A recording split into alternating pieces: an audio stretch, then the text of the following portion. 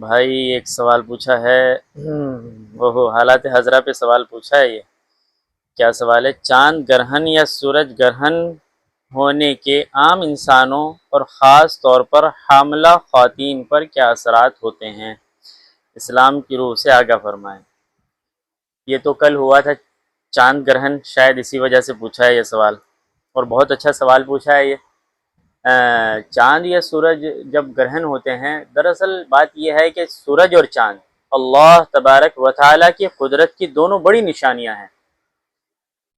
جیسے اللہ تبارک و تعالیٰ سورج سے دھوپ کے ذریعے ہمیں روشنی دیتا ہے اور اس سے ہم بہت سے فائدے اٹھاتے ہیں کھیت کھلیان میں اور خود ہماری ذاتی زندگی میں، ایسے ہی سورج کی ایسی چاند کی روشنی سے ہمیں بہت فائدے ہوتے ہیں۔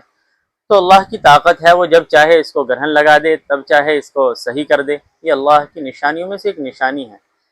اصل میں ایک بخاری کی حدیث ہے کہ اللہ کے نبی کے صاحب زادے کا انتقال ہوا اور اس کے بعد سورج گرہن ہو گیا، تو لوگوں کے دل کے اندر یہ خیال پیدا ہوا کہ اگر کسی بڑی ہستی کا انتقال ہو جائے یا کسی کی پیدائش پر شاید یہ ایسا ہوتا ہے، یعنی کہ سورج اس وجہ سے گرہن ہوتا ہے۔ تو اللہ کے نبی علیہ الصلوۃ والسلام نے ان کے اس وہم کی نفی فرمائی۔ اللہ کے نبی نے منع فرمایا کہ کسی کی موت اور حیات یہ اس کے ذمہ نہیں ہے، یعنی کہ موت اور حیات کی وجہ سے سورج اور چاند کو کبھی گرہن نہیں لگتا۔ اللہ کے نبی نے منع فرما دیا۔ اب رہا یہ دوسری بات تھی کہ حاملہ عورت، یہ واقعتاً ہمارے یہاں اتنا مشہور ہے کہ اگر کوئی عورت حمل سے ہے تو وہ کچھ کاٹ نہیں سکتی، سبزی نہیں کاٹ سکتی، کچھ کھا نہیں سکتی، وہ سو نہیں سکتی، آرام نہیں کر سکتی۔ یہ سارے کے سارے وہم اور توہمات ہیں جو غلط قوموں کی یہاں سے ہم لوگوں تک پہنچ چکے ہیں۔ ایسا شریعت کے اندر کوئی ضابطہ، کوئی اصول ہے ہی نہیں۔